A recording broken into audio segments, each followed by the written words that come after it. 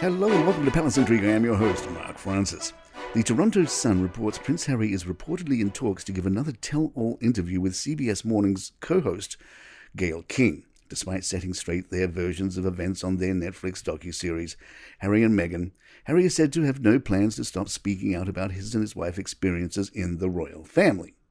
It is now reported that Harry will be speaking with select media to promote his forthcoming memoir, Spare, after a whopping $30 million was splashed out on the campaign.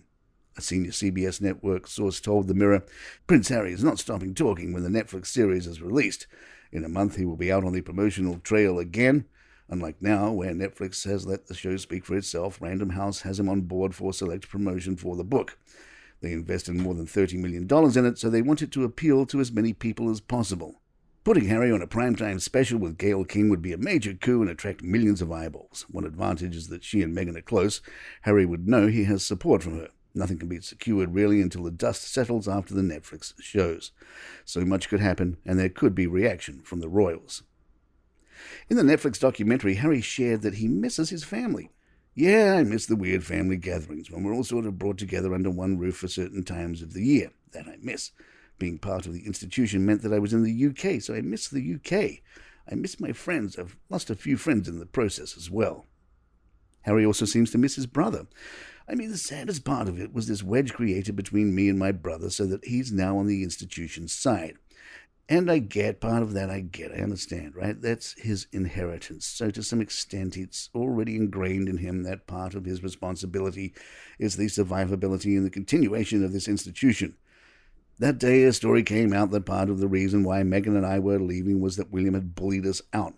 And once I got in the car after the meeting, I was told about a joint statement that had been put out in my name and my brother's name, squashing the story about him bullying us out of the family.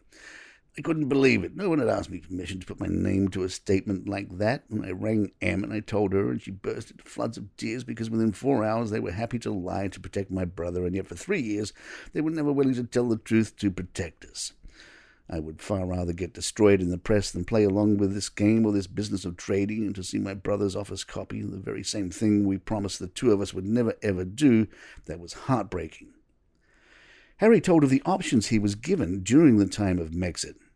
I went in with the same proposal that had already been made publicly, but once I got there I was given 5 options, 1 being all in, no change, 5 being all out. I chose option 3 in the meeting, half in, half out, have our own jobs but also work in support of the Queen.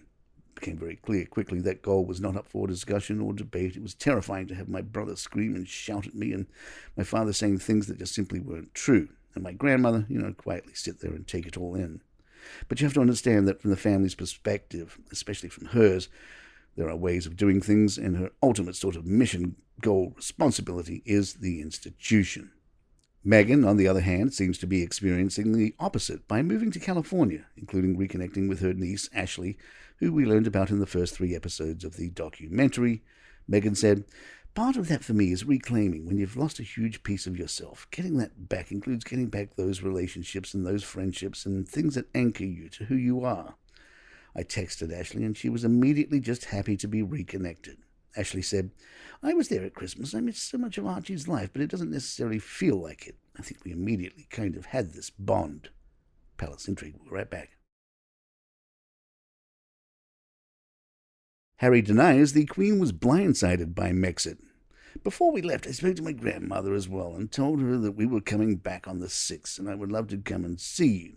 She knew that we were finding things hard. I'd spoken to her many times about it. She told me that she had no plans for the week. She said, well, why don't you come up? You can have tea, but why don't you stay the night, you and Meghan? But the couple alleged just before they were due to board a flight back to London, they were told the Queen would no longer be available to meet them.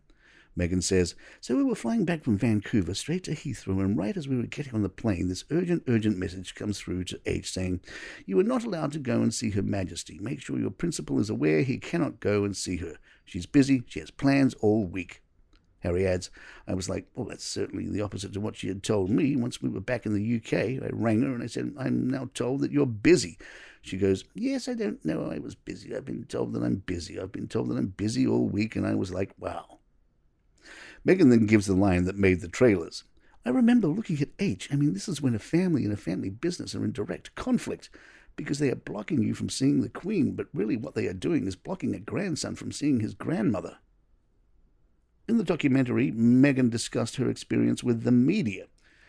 We had a walkabout in Liverpool, and there was a group of women, and one of them said to me, "What you're doing to your father is not right." It was the first time that I went, "Oh my God, people actually believe this stuff." And then my entire centre was rocked to its core. Harry said, "The lies, that's one thing. You kind of get used to that when you live with this family, but what they were doing to her and the effect it was having on her, enough of the pain, enough of the suffering. No one sees what is happening behind closed doors. Back in the day, my mum was in the back of the car going to engagements and floods of tears, and then my dad is saying, 'We're almost there, in 30 seconds to wipe the tears away. Slap on some makeup, and then the door opens and smile, and everything is fine.'" This apparently factored into the decision to move to Canada. Meghan said, "What I think is important is the pack of the Royal Rota is based there in London. So if we're not there, they can't cover what we're doing. You guys can't be on the front pages of all the papers.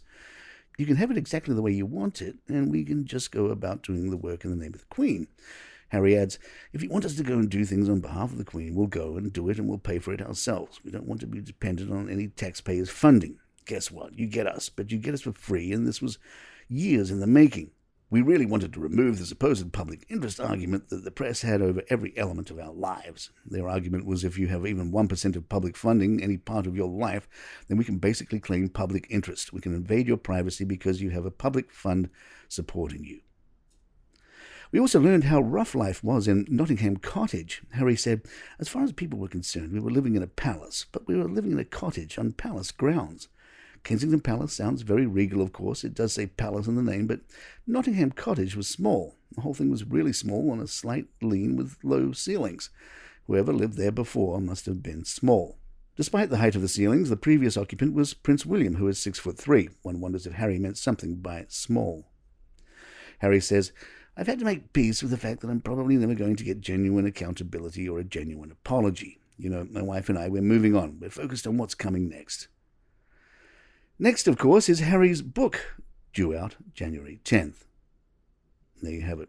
We'll have more recaps and reactions to Harry and Meghan on Netflix tomorrow. If you'd like to email us, our address is thepalaceintrigue@gmail.com. Please follow us on Spotify, iTunes, Google Podcasts, wherever you get your favorite shows. I'm Mark Francis. My thanks to John McDermott. This is Palace Intrigue, and good times.